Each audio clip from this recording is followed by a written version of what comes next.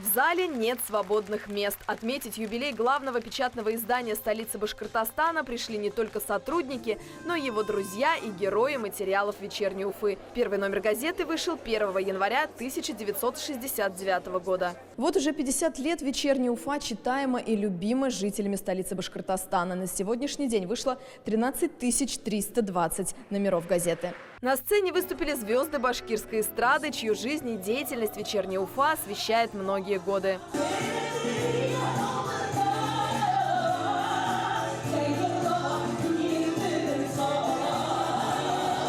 Аллу Докучаеву зал приветствует стоя. Журналист, писатель, автор более 20 художественных и документальных книг, заслуженный работник культуры Башкортостана.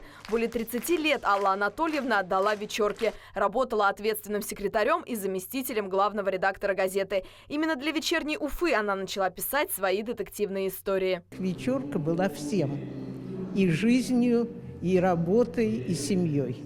Газета тогда была для людей, о людях, и вот связь с читателями была просто огромная. У нас же были 100-тысячные тиражи. Во время торжества журналисту Флориту Шакирову присвоили звание заслуженного работника печати и средств массовой информации Республики Башкортостан. Он работает в «Вечерней Уфе» уже более 3 десятилетий. Толстая папка вот такая у меня лежит дома. От отдела спорта до отдела пропаганды. И последние годы специализируюсь на животных.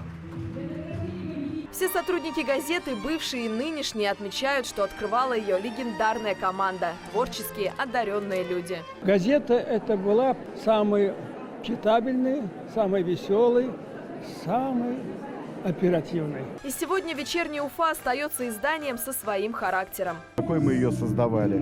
Откровенный, искренний, в то же время газетой в галстуке. Мы никогда не хотели, чтобы наша газета имела, как говорят, желтый уклон. Мы остаемся газетой в галстуке, газетой интеллигентной, стараемся делать газету умную. Меняется верстка и оформление, дизайн и подача материала. Но в эпоху цифровых технологий у «Вечерней Уфы» по-прежнему есть свой читатель. Газета выходит тиражом более 6 тысяч экземпляров. Галина Заводникова, Ренат Искужин, Россия. Культура. Башкортостан.